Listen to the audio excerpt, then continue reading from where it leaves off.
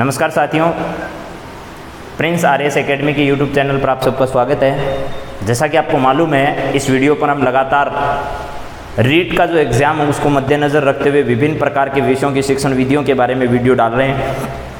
आज एक नए विषय की शिक्षण विधियों को लेकर आप सबके सामने हाजिर हुआ हूँ, जिसमें मैं आज बातचीत करना चाह रहा हूँ आपसे संस्कृत शिक्षण विधियों के बारे में। याद रखिएगा, मैं संस्कृत में आपको नहीं करवाऊंगा ये विधियाँ आपको हिंदी में बताई जा रही है, क्योंकि हिंदी और संस्कृत शिक्षण विधियाँ जो हैं वो लगभग एक जैसी है। उनमें जितना अंतर है वो बता दिया जाएगा, मगर इन सब शिक्षण विधियों को मैं आपको हिंदी में समझा रहा हूँ, ठीक है। और अगर कभी फिर नोट्स की आपकी आवश्यकता हुई तो संस्कृत में वो नोट्स आपको अपलोड कर दूँगा। तो चलते हैं, आज अपन बात करते हैं पहले अपने संस्कृत शिक्षण विधियों के बारे में। किस किस चीज़ के बारे में अपने को बातचीत करनी है। संस्कृत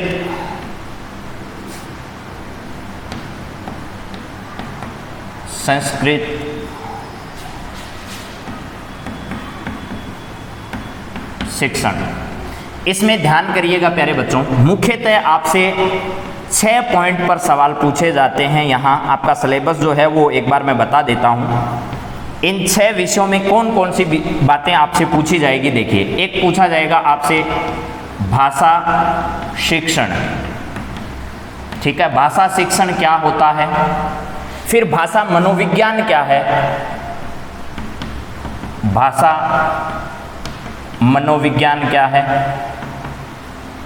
और भाषा के संबंध में जितनी भी बातें हैं, भाषा के सिद्धांत क्या हैं, ठीक है। भाषा के सिद्धांत क्या हैं, भाषा शिक्षण के शिक्षण सूत्र क्या हैं, शिक्षण सूत्र क्या हैं, भाषा का ज्ञान कैसे दिया जाए। और भाषा का ज्ञान देने के साथ साथ आपसे इसी यूनिट में पूछा जाएगा कि भाषा की अन्य कौन सी बातें हैं जो इम्पोर्टेंट है, ठीक है। ये तो आपकी पहली यूनिट रहेगी। इसके बाद दूसरी यूनिट जो अपनी रहेगी वो है संस्कृत शिक्षण विधियाँ। संस्कृत शिक्षण विधियाँ, शिक्षण विधियाँ,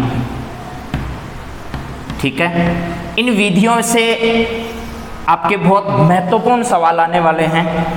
तीसरी यूनिट जो आपकी रहने वाली है यहाँ, वो रहने वाली है शिक्षण सहायक सामग्रियाँ। शिक्षण सहायक सामग्री, ठीक है। शिक्षण सहायक सामग्री की बात करेंगे अपन। इसके बाद इसमें बात करनी है शिक्षण सहायक सामग्री कौन कौन सी है, टीचिंग एड्स कौन कौन से हैं जिनकी सहायता से अपने को शिक्षण कार्य करवाया जाना चाहिए। ये बात करने के बाद अपने को इसके बाद बात करनी है शिक्षण कौशल की। किसकी बात करनी है? शिक्षण कौशल की। भाषा शिक्षण कौशल मान लो, संस्कृत भाषा शिक्षण कौशल मान लो, यहाँ लिख देता हूँ संस्कृत भाषा शिक्षण कौशल, यानी विभिन्न प्रकार के भाषाई जो कौशल हैं उन कौशलों से रिलेटेड अपने को बात करनी है कि कौन कौन सी बातें महत्वपूर्ण है। इसके बाद अपने को बात करनी है संस्कृत शिक्षण की चुनौतियां।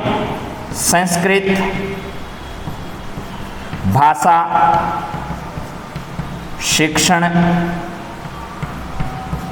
की चुनौतियां, कौन कौन सी चुनौतियां हैं जिनका सामना भाषा शिक्षण का कार्य करवाने वाले अध्यापक के सामने रहती है, उन चुनौतियों पर बातचीत करेंगे इस 5वीं यूनिट में।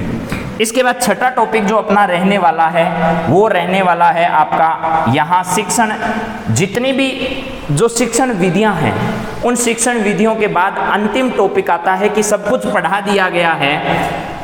शिक्षण भाषा शिक्षण भी बता दिया, विधियाँ भी बता दी, सहायक सामग्री भी बता दी, भाषा शिक्षण के कौशल भी बता दी, उसकी चुनौतियाँ भी बता दी। लेकिन ये सब करवाने के बाद भी बच्चे का मूल्यांकन कैसा किया जाए, तो मापन और मूल्यांकन का टॉपिक है। मापन और मूल्यांकन, मुख्यतः मूल्यांकन है, ठीक है। ये ध्यान रखना है अपने को।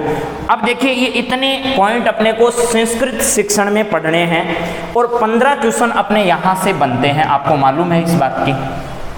अब यहाँ से कितने कितने क्वेश्चन आपसे पूछे जाएंगे उस विषय के बारे में भी आपको बता देता हूँ।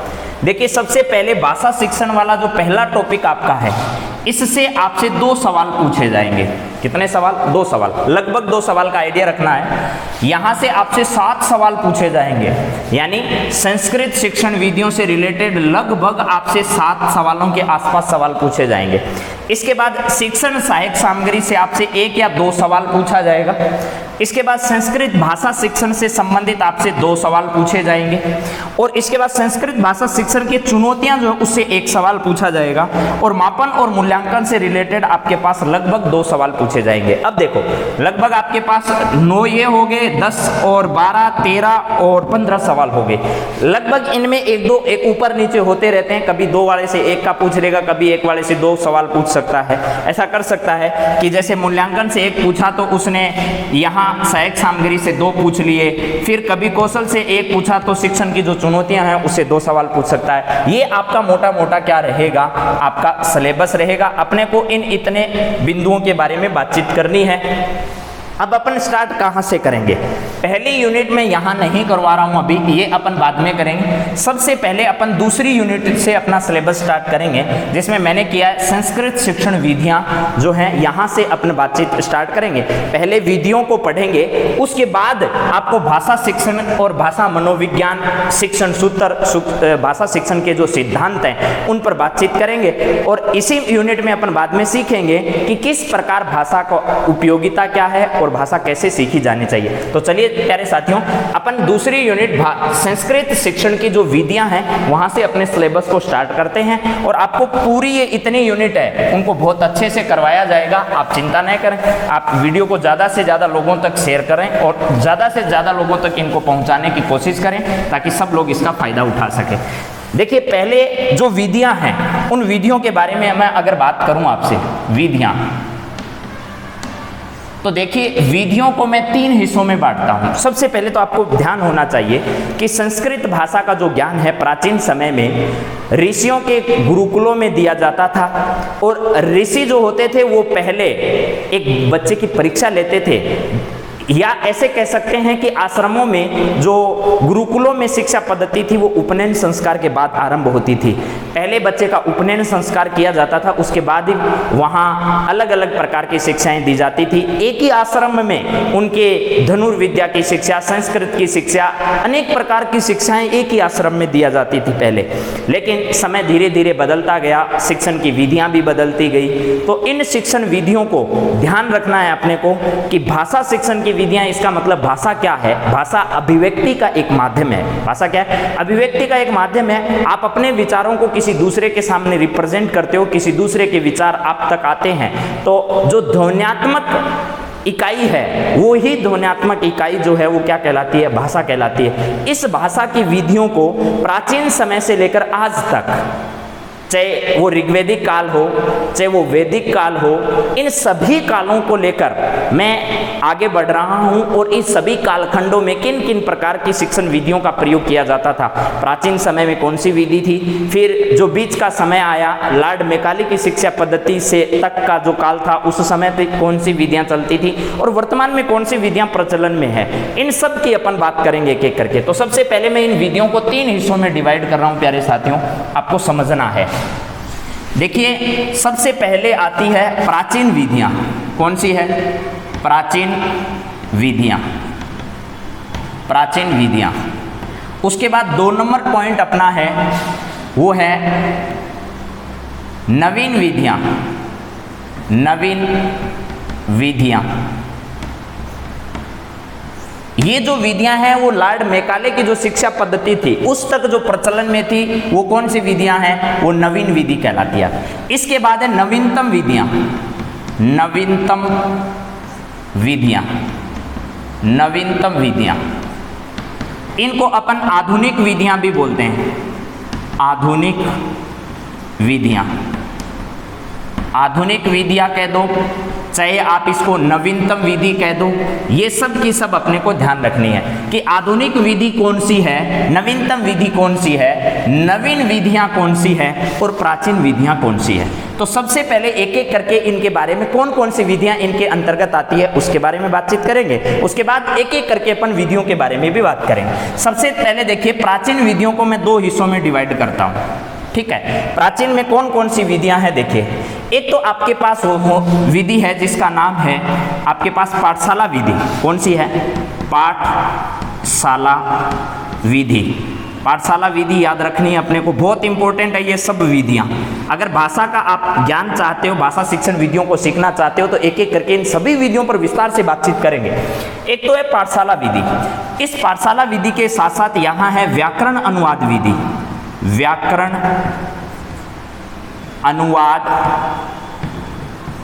अनुवाद विधि। इस विधि को भंडारकर विधि भी कहते हैं और सबसे ज्यादा सवाल इस पर पूछे हुए हैं। कौन सी विधि है? भंडारकर विधि। क्यों कहते हैं इसे भंडारकर, ये भी बताएंगे आपको कि किसके नाम के कारण ये भंडारकर विधि। ठीक है, गोपाल कृष्ण का नाम आपने सुना होगा, भंडारकर, उन्हीं के नाम से लिया गया है कौन सी विधि? भंडारकर विधि को। तो ये भंडारकर विधि क्या होती है, इसी पर भी अपने को बातचीत करनी है कि भंडारकर विधि क्या होती है। व्याकरण अनुवाद विधि या भंडारकर विधि इसका नाम है। इससे पहले है पाठशाला विधि, इधर है नवीन विधि और नवीनतम विधियां। अब देखिए पाठशाला विधि में कौन सी आती है। पाठशाला विधि में अपने को ध्यान रखना प्यारे साथियों, अपने पास यहां सबसे पहली आती है पारायण विधि। पारायण विधि, ठीक है, एक एक करके इन सबको ध्यान रखना है। पारायण विधि के साथ साथ आती है यहां मौखिक विधि। मौखिक विधि इसके साथ साथ आती है यहां आपके पास मौखिक विधि के साथ साथ व्याख्यान विधि। व्याख्यान विधि, और व्याख्यान विधि में ध्यान रखना है व्याख्यान सिर्फ कैसा होता था, मौखिक व्याख्यान की बात करेंगे। आगे एक जगह दोबारा आएगी है, लेकिन उसमें मौखिक और लिखित दोनों प्रकार का व्याख्यान होगा और यहाँ सिर्फ क्या है? मौखिक व्याख्यान है, इस बात का ध्यान रखें। 4 नंबर आपके पास है प्रश्नोत्तर विधि। कौन सी है? प्रश्नोत्तर विधि। प्रश्नोत्तर विधि है, प्रश्नोत्तर विधि है। इसके बाद 5 नंबर आपके पास है यहाँ सूत्र विधि। कौन सी है? सूत्र विधि, ये भी ध्यान रखना है, सूत्र विधि। सूत्र विधि के साथ साथ आपके पास यहाँ 6 नंबर और 7 नंबर। इस पारायण विधि में क्या होता है, मौखिक विधि में क्या होता है, व्याख्यान विधि में क्या होता है, प्रश्नोत्तर विधि में क्या होता है, सूत्र विधि में क्या होता है, इन सब चीजों को लेकर अपने को आगे बढ़ना है। इसके साथ साथ एक होती है कथा कथन विधि। कौन सी विधि? कथा कथन विधि। प्यारे साथियों इन सब विधियों के नाम याद रखने हैं। 7 नंबर आपके पास है कथा नायक विधि। कौन सी विधि है? कथा नायक विधि, ठीक है। इसके बाद आती है 8 नंबर आपके पास अनुकरण विधि, ठीक है। कौन सी विधि है? अनुकरण कह दो, चाहे आप ऐसे लिख सकते हो इस कथा के बाद में यहाँ कथा कथन विधि है, ये ध्यान रखना है। ये क्या है? कथा कथन विधि। ये कौन सी विधि है? कथा नायक विधि है। ये कौन सी है? सूत्र विधि है, ठीक है। ये प्रश्नोत्तर विधि है, ये व्याख्यान विधि है, ये मौखिक विधि है, ये पारायण विधि है। इन सब विधियों के अपने को नाम याद रखने एक एक करके, ठीक है। प्रश्नोत्तर और अनुकरण का नाम यदि याद नहीं रहे तो कोई बात नहीं है। आप लोगों को एक तो याद रखना है भाषण विधि। कौन सी याद रखना है? भाषण विधि। भाषण विधि।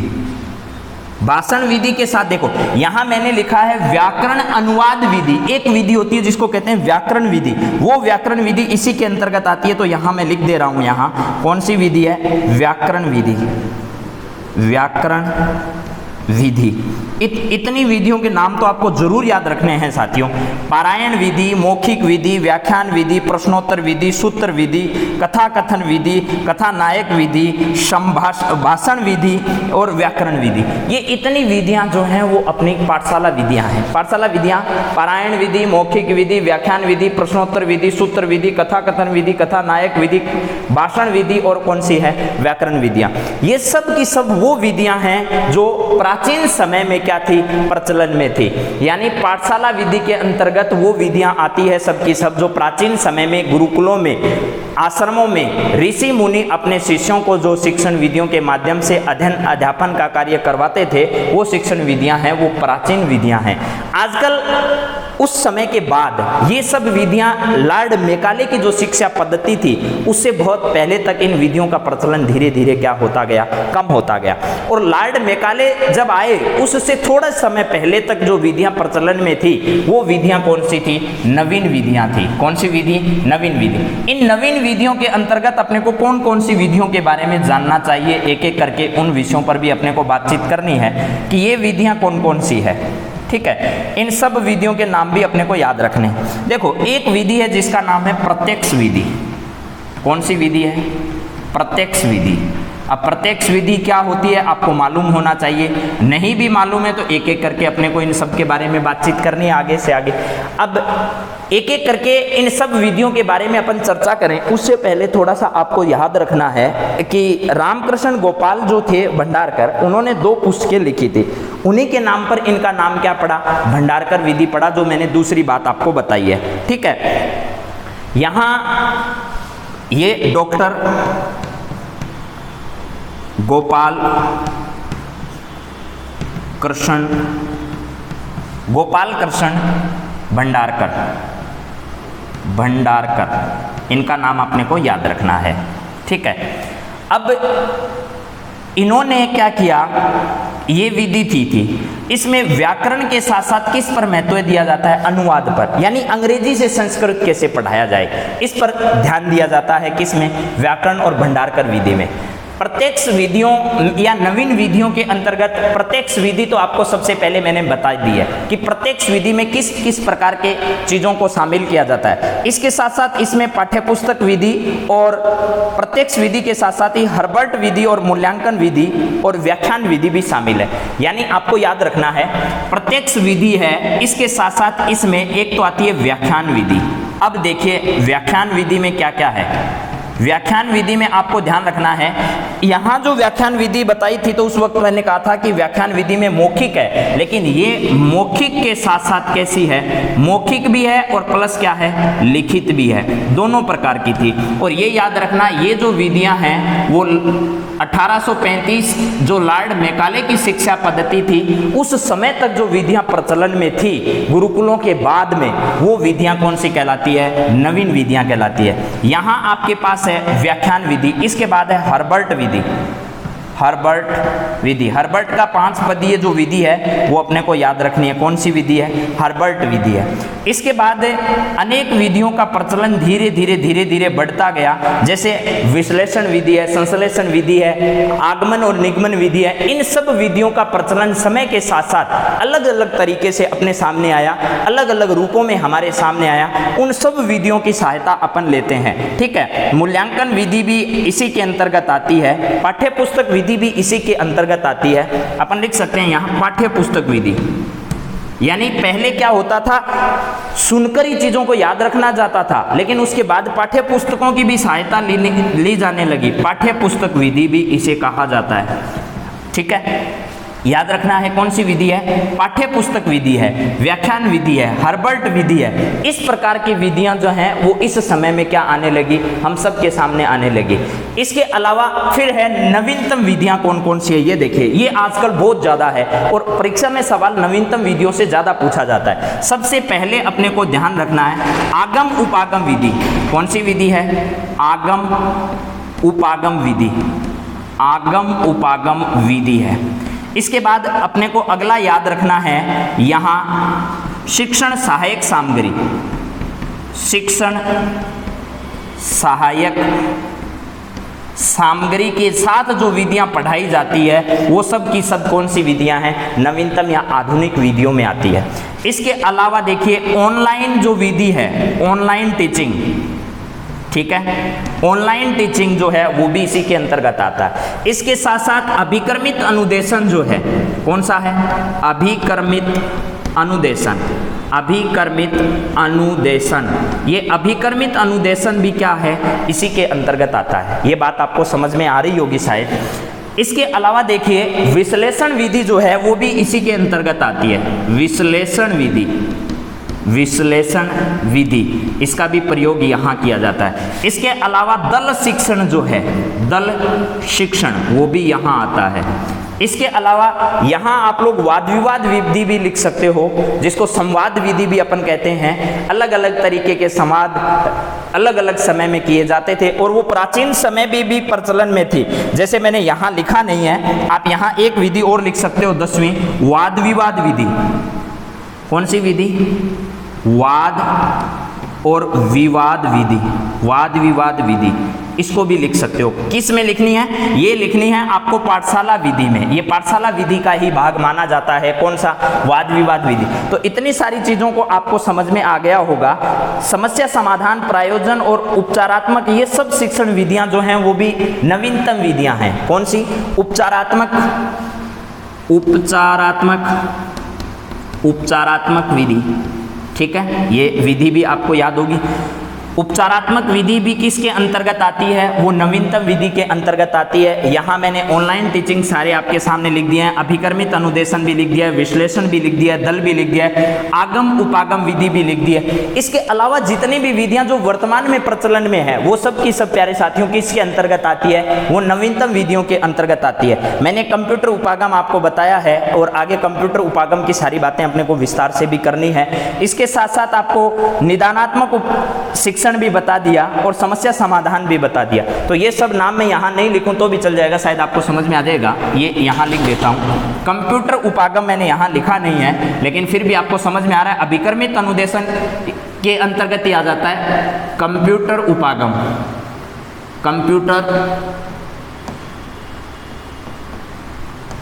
कंप्यूटर उपागम, कंप्यूटर उपागम। इसके बाद समस्या समाधान, समस्या समाधान, ये सब की सब जो विधियां हैं, ठीक है, ये सब की सब विधियां किसके अंतर्गत आती है? नवीनतम विधियों के अंतर्गत आती है। अब इन बातों को एक बार आपको थोड़ा ध्यान से समझ लीजिए। सबसे पहले मैंने आपसे सिलेबस के बारे में डिस्कस की, उसके बाद में विधियों को मैंने 3 हिस्सों में डिवाइड किया है। पहला हिस्सा जो है वो प्राचीन विधियों का है, फिर नवीन विधियों का है और फिर नवीनतम विधियों का है। अब देखो, प्राचीन जो ऋषि मुनियों के आश्रम में शिक्षा दी जाती थी, उस समय तक जो विधियां प्रचलन में थी वो प्राचीन विधियां है। लॉर्ड मैकाले की शिक्षा विधि आई, उससे पहले तक की जो विधियां थी, यानी 1835 तक की जो प्रचलन में विधियां थी वो कौन सी थी? नवीन विधियां। और वर्तमान 1835 मैकाले की शिक्षा पद्धति के बाद में जो विधियां प्रचलन में आई वो नवीनतम विधियां, आधुनिक विधियां कहलाती है। अब मैंने सबसे पहले प्राचीन विधियों को 2 हिस्सों में डिवाइड किया। एक है पाठशाला विधि और एक है व्याकरण अनुवाद विधि। पाठशाला विधि में आपको एक पारायण विधि, एक मौखिक विधि, एक व्याख्यान विधि, एक प्रश्नोत्तर विधि, एक सूत्र विधि, एक कथा कथन विधि और एक कथा नायक विधि और एक व्याकरण विधि, और इसके साथ साथ एक भाषण विधि और एक वाद विवाद विधि।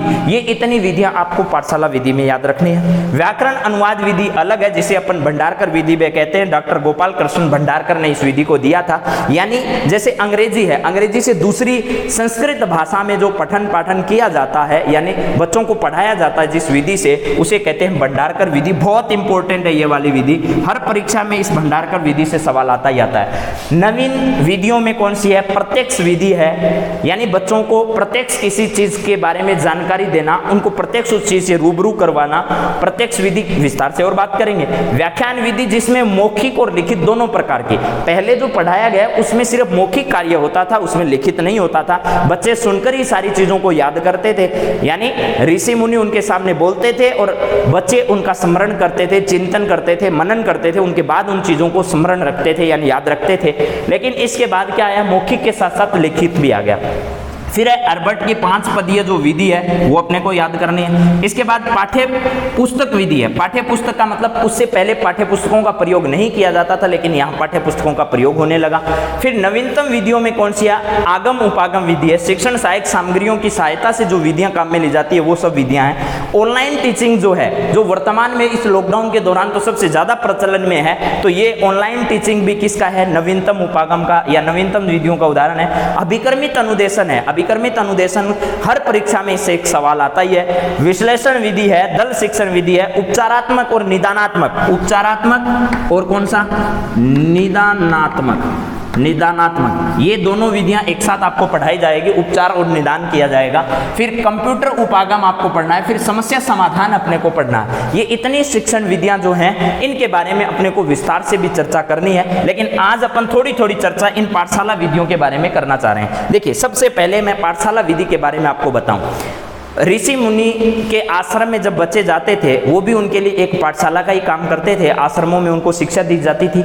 लेकिन सबसे पहले इसमें एक विधि आती है जिसका नाम है पारायण विधि।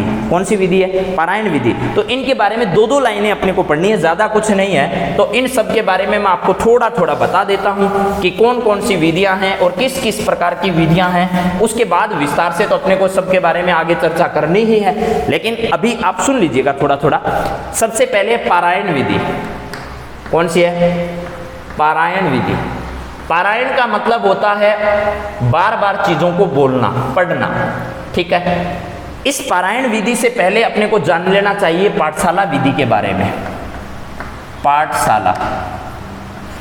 पाठशाला विधि के बारे में। पाठशाला विधि में क्या होता है? बच्चे एक निश्चित समय में और निश्चित स्थान पर जाकर निश्चित विषय वस्तु का अध्ययन करते थे और वो आपका औपचारिक शिक्षण कहलाता था। वैसे तो बच्चे की प्रथम पाठशाला उसका परिवार होता है और प्रथम शिक्षक जो होती है उसकी माँ होती है, लेकिन वो अनौपचारिक शिक्षा है। अनौपचारिक शिक्षा के बाद में औपचारिक शिक्षा भी बच्चे को दिलवाई जानी जरूरी है। इसी वजह से औपचारिक शिक्षा की शुरुआत यहाँ से हुई पहले, और ये शिक्षा जो है इसका आरंभ प्राचीन समय में उपनयन संस्कार के बाद होता था। किसके बाद? उपनयन संस्कार के बाद इसका प्रचलन किया जाता था। इस समय पाठशालाओं में सिर्फ मौखिक कार्य करवाया जाता था। व्याकरण के साथ साथ अनुवाद पर बहुत महत्वपूर्ण काम किया जाता था। बच्चों को चीज़ों को याद करने पर बल दिया जाता था। बच्चे याद करके शिक्षक के सामने सुनाते थे, उसका बार बार स्मरण करते थे। इन विधियों की ये मुख्य विशेषताएं थी कि बच्चे की एक तो यादाश्त बढ़ती थी। गुण कौन कौन से हैं इस विधि में? सबसे पहला गुण तो यही है इस विधि का कि बच्चे की स्मरण शक्ति का विकास होता था, लंबे समय तक वस्तुओं को याद रख पाता था, विषय वस्तु के बारे में कोई संशय उसके दिमाग में नहीं रहता था। इसके साथ साथ उसकी याद करने की क्षमताएं भी बढ़ती थी। ये तो हुए इसके गुण। इसके बाद इसमें कुछ दोष भी हैं। आपको गुण और दोष जरूर याद रखना है। गुण भी आ गए और दोष भी। दोष भी अपने को मालूम है, जो चीज केवल याद करने पर बल देगी, यानी व्याकरण का भी इसमें ज्ञान दिया जाता था। ये भी ध्यान रखिएगा, पाठशाला विधि में व्याकरण पर जोर दिया जाता था और कंठस्थीकरण पर जोर दिया जाता था, यानी कंठस्थीकरण पर बल दिया जाता था। ठीक है। इसमें दोष यही है बस, कंठस्थ अगर चीजों को करना है तो बच्चा क्या करेगा? रटने पर बल देगा, चीजों को समझने पर ज्यादा जोर नहीं देगा। इसका मतलब इससे बच्चों में किस प्रकार का रटन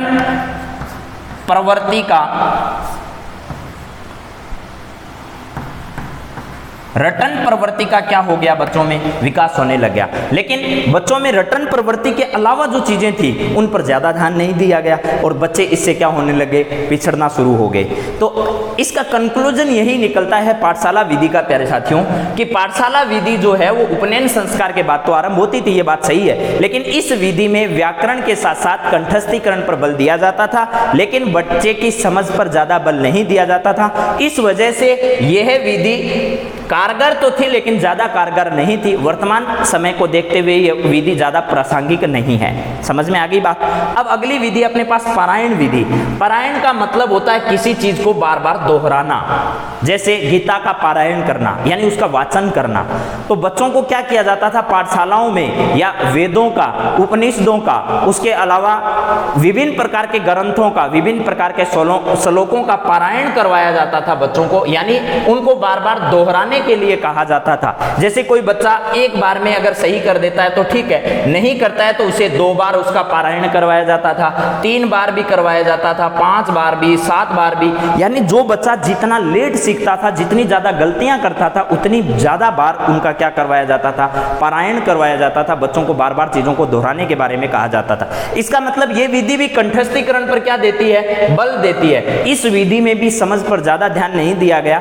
बच्चे के सबसे अच्छा गुण ये था कि बच्चे में भाषा की शुद्धिकरण का विकास होता था। इससे गुण क्या है? इसका सबसे अच्छा गुण है भाषा शुद्धिकरण पर बल दिया जाता था।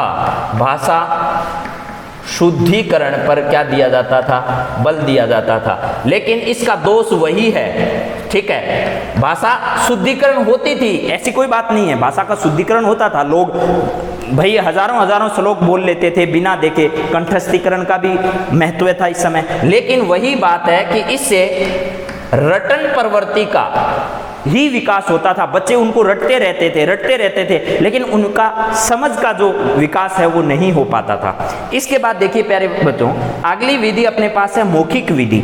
मौखिक विधि में आप लोगों को मालूम है कि इसके बाद अपने 1 नंबर तो बात की पाठशाला विधि, 2 नंबर पारायण विधि और 3 नंबर है पाठशाला विधि।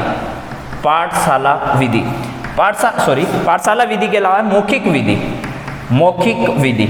अब आपको भी मालूम है, आपने अगर कभी न कभी मौखिक परीक्षा दी है तो आपको मालूम होगा कि मौखिक विधि में क्या किया जाता है। शिक्षक प्रत्यक्ष सामने होता है और आपसे मौखिक सवाल पूछता है, आपको धड़ाधड़ उनके क्या देने होते हैं, जवाब देने होते हैं। इस प्रकार का जो विधि है वो कौन सी विधि है, मौखिक विधि है। क्लास में भी ऐसा ही होता है, सामूहिक रूप से भी मौखिक विधियों का प्रचलन होता था। बच्चे के सामने क्लास में जो चीज पढ़ाई जाती थी, शिक्षक तुरंत उससे मौखिक सवाल पूछते थे।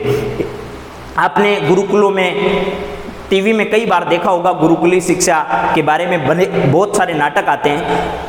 अध्यापक क्या करता था, टीचर उनके सामने चीजों को बोलता था, उसके बाद उनसे मौखिक ही सवाल पूछता था, लिखित नहीं होता था उस समय। तो ये विधि प्राचीन समय में बहुत ही कारगर थी। इस विधि में भी क्या है, वही गुण दोष वही है, सेम गुण भी वही है और दोष भी वही है। क्या है गुण, तो यही है कि बच्चे की स्मरण शक्ति उससे बढ़ती थी। क्यों, बच्चा चीजों को सुनकर जल्दी सीखता था, बच्चे की एकाग्रता बढ़ती थी। इसका सबसे अच्छा गुण क्या है, एकाग्रता का क्या होता था, विकास होता था। बच्चे जब टीचर पढ़ाता था, जब गुरु पढ़ाते थे, उस समय बच्चे आसानी से चीजों को बहुत ध्यान से सुनते थे और उसके बाद क्योंकि उनको जवाब देना होता था तो एकाग्रता का क्या होता था, विकास होता था। इसके साथ साथ स्मरण शक्ति भी उनकी बढ़ती थी, ठीक है ना, स्मरण शक्ति का भी क्या होता था, विकास होता था। लेकिन दोष क्या है, इस विधि का दोष यही है कि बच्चे इन चीजों को लंबे समय तक याद नहीं रख पाते थे। क्या थे, लंबे समय तक वस्तुओं को या चीज़ों को याद रख पाने में सक्षम नहीं थे। क्यों, क्योंकि उनके पास लिखा हुआ नहीं रहता था। समय गुजरने के साथ साथ स्मृति धीरे धीरे कमज़ोर होती थी, तो जो चीज़ें पहले पढ़ाई गई थी उनकी स्मृतियाँ धीरे धीरे क्या होने लग जाती थी, कम होने लग जाती थी। इसके बाद 4 नंबर विधि जो इसी में है, अपने बात करते हैं उसमें, वो है आपकी व्याख्यान विधि। क्या है, व्याख्यान विधि। व्याख्यान विधि में क्या होता था कि शिक्षक बच्चों के सामने व्याख्यान देता था। जैसे एक विषय उठाता था, आज अपने को पाणिनि के चरित्र पर बातचीत करनी है, तो पाणिनि जो है उनके चरित्र पर बात करते करते शिक्षक इतना आगे निकल जाता था, वो इस बात का भी ध्यान नहीं रख पाता कि भाई बच्चे जो हैं वो इसमें रुचि ले रहे हैं या नहीं ले रहे। वो अपना व्याख्यान देता चलता। तो ये बच्चों में एक तरीके से सुनने की श्रवण क्षमता का विकास तो करता था, लेकिन बच्चों में नीरसता के वातावरण को सही कर पाने में ये विधि कारगर नहीं थी। इसका मतलब है इसमें शिक्षक क्या देता था, बच्चों के सामने एक विस्तृत व्याख्यान देता था और व्याख्यान देने के बाद ही उनसे सवाल पूछे जाते थे, बीच में कोई सवाल नहीं पूछे जाते थे। ये बच्चों की एक तरीके से ये कह सकते हो समस्या का समाधान भी करता था। जो बच्चे किसी व्यक्ति के बारे में ज़्यादा विस्तार से नहीं जानते थे, जिस विषय के बारे में विस्तार से नहीं जानते थे, उस विषय के बारे में विस्तार से जानने भी लगते थे। और वैचारिक क्षमता का विकास व्याख्यान विधि से होता था। और एक गुण ये था इसमें, गुण की अगर मैं बात करूं आपसे, तो गुण में ये है कि इससे क्या होता था कि श्रवण क्षमता जो है वो बच्चों की क्या होती थी, ज़्यादा होती थी। श्रवण क्षमता से आपका बौद्धिक विकास ज़्यादा होगा, क्योंकि आपके पास ज्ञान ज़्यादा आएगा, नई नई चीज़ें ज़्यादा सीखोगे। और दोष क्या है इस विधि का, दोष यही है कि ये विधि नीरस विधि है। क्यों है नीरस विधि, क्योंकि कुछ समय बाद बच्चे उसमें रुचि नहीं लेंगे। क्योंकि आपको भी पता है, जब एक लंबा व्याख्यान चल रहा होता है और आप बैठे होते हो किसी हॉल में, तो आपको भी मालूम है कुछ समय बाद आपका ध्यान उस व्याख्यानकर्ता पर नहीं रहता है और आप किसी अन्य चीज़ों में खो जाते हो। इसमें जरूरी यह है कि व्याख्यानकर्ता एक्टिव होना चाहिए और पूरे सब समूह को एक साथ लेकर चलने वाला होना चाहिए और सभी में रुचि पैदा करने वाला होना चाहिए, पूरा माहौल अच्छे से बनाए रखने वाला होना चाहिए व्याख्यानकर्ता। अगली विधि की अगर मैं बात करूं आपसे, 5 नंबर अपने पास है, प्रश्नोत्तर विधि। यहाँ है प्रश्नोत्तर विधि।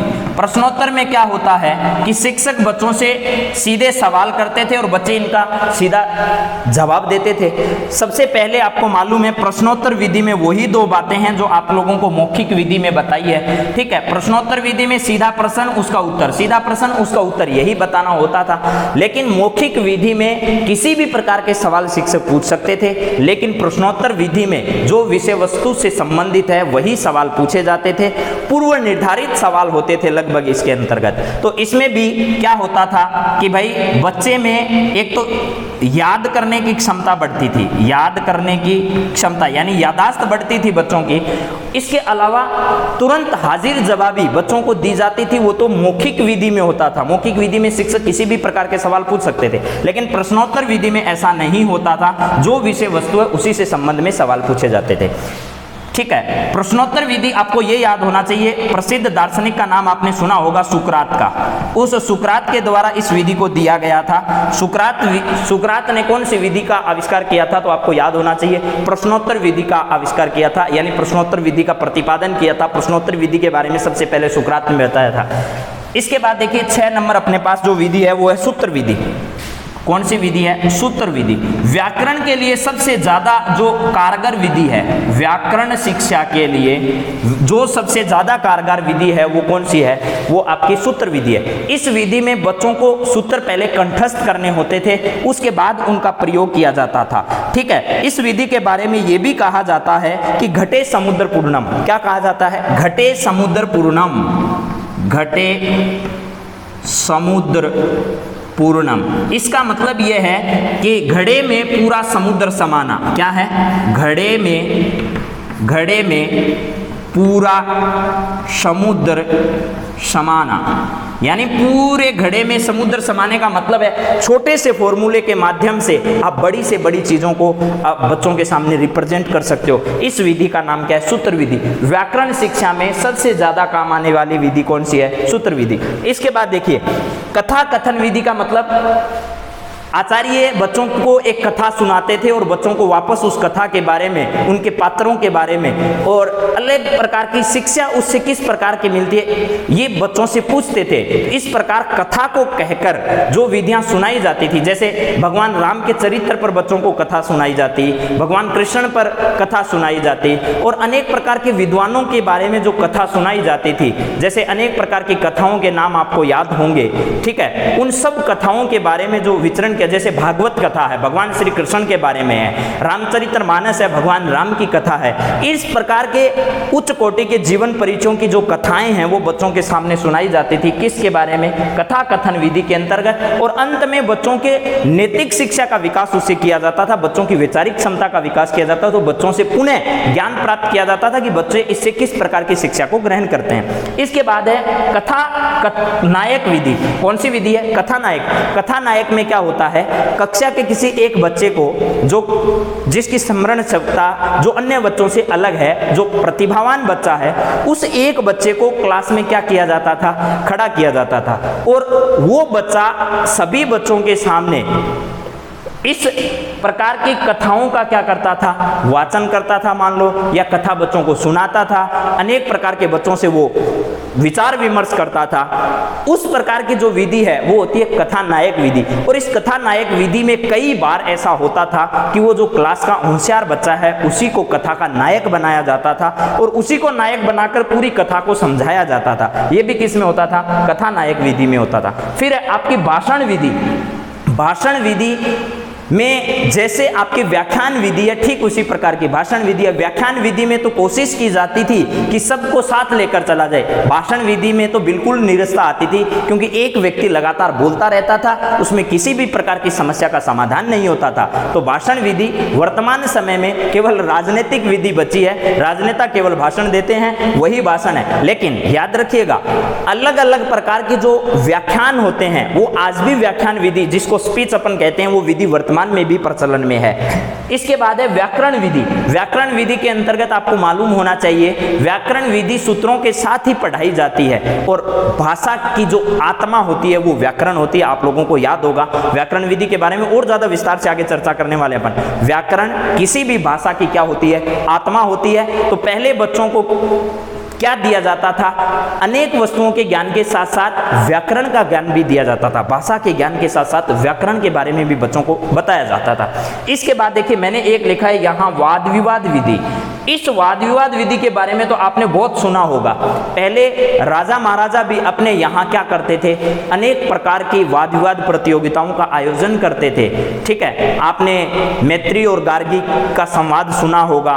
ठीक है, ये सब के सब जो संवाद होते थे, बड़े बड़े राजा महाराजा अपने यहाँ राजमहलों में क्या करते थे, संवाद जिन पर विचार विमर्श चर्चाओं का आयोजन करते थे, वो सब की सब विधियां किसके अंतर्गत आती थी, वो वाद विवाद विधि के अंतर्गत आती थी। वर्तमान में ये विधि बहुत प्रचलन में है और इस विधि से ये तय मानकर चलिए बच्चे की स्मरण शक्ति का भी विकास होगा, बच्चे की पर्सनालिटी का भी विकास होगा, बच्चे में बोलने की क्षमता का भी विकास होगा और एक बच्चा सर्वांगीण विकास की ओर अग्रसर होता है इन विधियों के माध्यम से।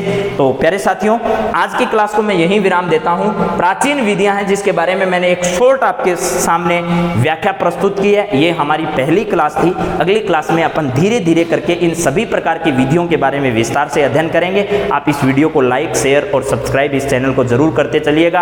आप सबको मेरी ओर से कोटि कोटि धन्यवाद। जय हिंद, जय भारत।